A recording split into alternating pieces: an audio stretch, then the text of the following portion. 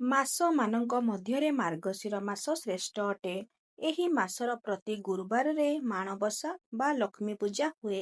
ଏହା ହିନ୍ଦୁମାନଙ୍କ ଏକ ବିଶିଷ୍ଟ ପର୍ବ। ମାଣବସା ସାମାଜିକ ଜୀବନକୁ ବିଶେଷ ଭାବରେ ପ୍ରଭାବିତ କରିଥାଏ। ଏହି ସମୟରେ ଚାଷୀ ଧାନ କଟା, ବୁହା ଏବଂ ଅମଳରେ ବ୍ୟସ୍ତ ରୁହେ। ଧନ ଧାନ୍ୟର ଅଧିଷ୍ଠାତ୍ରୀ ଦେବୀ ହେଉଛନ୍ତି ମା ଲକ୍ଷ୍ମୀ।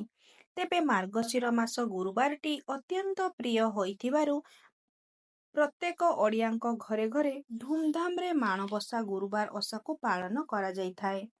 ତେବେ ଏହି ଗୁରୁବାର ଦିନ ଏପରି କିଛି କାର୍ଯ୍ୟର ବାରଣ ରହିଛି, ସେଗୁଡ଼ିକୁ ଭୁଲରେ ବି କରିବା ଉଚିତ ନୁହେଁ। ଆଜି ଆମେ ଏହି ଭିଡ଼ିଓ ମାଧ୍ୟମରେ ଜାଣିବା ଗୁରୁବାର ଦିନ କ'ଣ କରିବା ଉଚିତ ଏବଂ କ'ଣ କରିବା ଅନୁଚିତ।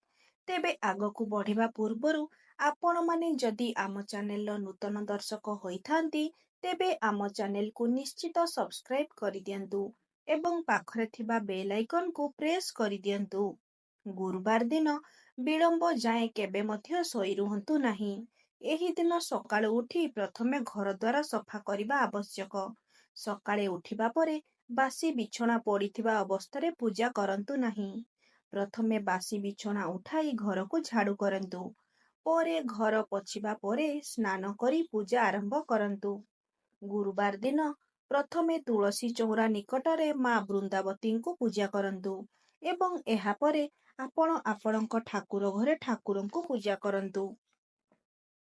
ଏହି ଦିନ ମା ଲକ୍ଷ୍ମୀଙ୍କର ବାର ହୋଇଥିବାରୁ ଏହି ଦିନ ଏକ ଲାଲ ରଙ୍ଗର କପଡ଼ା ଉପରେ କିଛି ଶ୍ୱେତ ଧାନ ବିଛାଇ ମା ଲକ୍ଷ୍ମୀଙ୍କ ପ୍ରତିମା ନିକଟରେ ପୂଜା କରନ୍ତୁ। କିଛି ଶ୍ୱେତ ପୁଷ୍ପ ମଧ୍ୟ ମାତାଙ୍କୁ ଅର୍ପଣ କରନ୍ତୁ। ଗୁରୁବାର ଦିନ ଭୁଲରେ ବି ଆମିଷ ରାନ୍ଧନ୍ତୁ ନାହିଁ କି ଏହି ଦିନ ଆମିଷ କେବେ ହେଲେ ଖାଆନ୍ତୁ ନାହିଁ।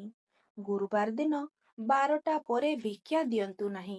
ଏହି ବାରରେ କାହାକୁ ଟଙ୍କା ଧାର ଦିଅନ୍ତୁ ନାହିଁ। ଏପରି କଲେ ଘରୁ ଲକ୍ଷ୍ମୀ ଛାଡ଼ି ଚାଲି ଯାଇଥାନ୍ତି। ଗୁରୁବାର ସନ୍ଧ୍ୟା ସମୟରେ ମୁଣ୍ଡ କୁଣ୍ଡାଇବା ବା ଶୋଇବା ନିଷେଧ ଅଟେ। ଏପରି କଲେ ମାତା ଲକ୍ଷ୍ମୀ ଆପଣଙ୍କ ଉପରେ କୋପ ଦୃଷ୍ଟି ପକାଇଥାନ୍ତି। ସନ୍ଧ୍ୟା ସମୟରେ ଝୁଣା ଜଳାଇ ଘରସାରା ବୁଲାନ୍ତୁ। ଏହାଦ୍ୱାରା ଆଖପାଖର ବାତାବରଣ ଶୁଦ୍ଧ ହେବ ଏବଂ ନକାରାତ୍ମକ ଶକ୍ତି ଘରୁ ଦୂରେଇ ଯିବ। ବନ୍ଧୁଗଣ, ଗୁରୁବାର ଦିନ ଏହିସବୁ କାର୍ଯ୍ୟ କରିବା ଦ୍ୱାରା ଆପଣଙ୍କ ଉପରେ ମାତା ଲକ୍ଷ୍ମୀ ପ୍ରସନ୍ନ ହୋଇଥାନ୍ତି।